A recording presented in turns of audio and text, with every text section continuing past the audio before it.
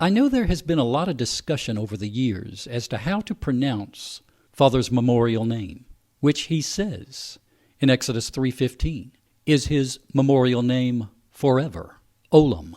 And as a side note, let me just say that there are those who believe that the Hebrew word Aulam, which is used in this verse and many other verses throughout the Tanakh, does not actually mean forever, but just for a very long time. But to me, that seems like a double standard, because if the word doesn't mean forever, then our very salvation is in trouble after we are in the kingdom, because the word is used to describe our salvation in Isaiah 45, verse 17.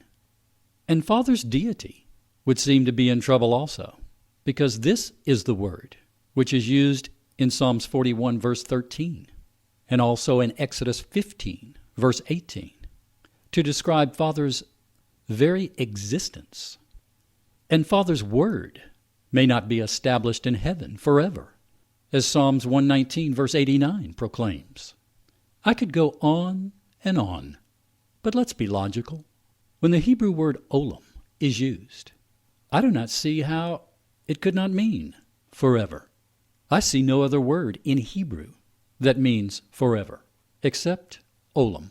And the word Aulam is used over 400 times throughout the Tanakh, describing everything from Father's covenants to his promises, and even his very existence is predicated by the Hebrew word Aulam. And I see no other reason to believe that every time it is used, it could only mean forever. And now we see the word used regarding Father's memorial name. But can we really know how to pronounce his name? Some would argue it's pronounced Yahweh, others Yahweh, and still more, Yahuwah or Yahuwah. But the answer as to how we pronounce Father's memorial name may actually be found in the well-known and accepted way the name Judah is pronounced in Hebrew. The correct pronunciation seems to revolve around the Hebrew letter we call Vav. Again, please understand, the language Moses wrote the Torah in was paleo-hebrew, and there were no vowel points, meaning all the letters were probably pronounced the same way, and that punctuation probably did not change from word to word or letter to letter.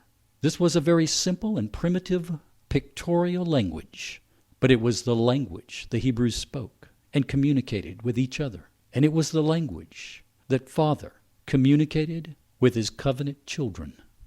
I want to show you just how special the name Judah in Hebrew really is. In fact, we know that it is through the lineage of the tribe of Judah that our Messiah, Yeshua, was born.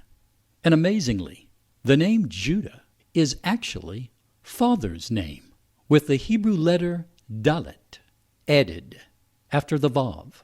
And every Jew knows that their tribal name in Hebrew, since there was no letter J in Hebrew, was and is pronounced properly Yehudah.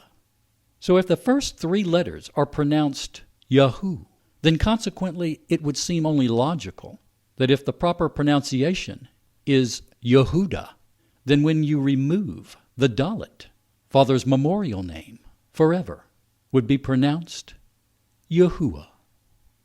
Yehudah, Yahuwah, Yahudah, Yahuwah. So the Hebrew letter we so often refer to as Vav would logically seem to actually be pronounced as the Uah sound. Now, as long as we're on the subject, let's take this to the next step and apply this to how to pronounce the Messiah's name, which is a known and established fact that when Moses changed Oshia's name to the English name we commonly refer to as Joshua, that Joshua's name in Hebrew is actually our Messiah's name, for he would lead the 12 tribes as a type and foreshadow of the Messiah into the covenant land. In fact, Joshua's name is actually spelled two different ways in the Tanakh, with an added vav at the end, giving the name the pronunciation Yahushua. The second half of the word means Savior in Hebrew. But regardless how you spell his name in English, whether it is Yeshua, Yeshua, or Yahushua, we see again the first three Hebrew letters are the same in all three names, which logically should be pronounced the same as Yahu for all three names. Yehuda, Yahuwah, Yahushua. To pronounce the first three Hebrew letters any other way would be a double standard. I'm Bill Sanford with the Torah Thought for the day. Shalom.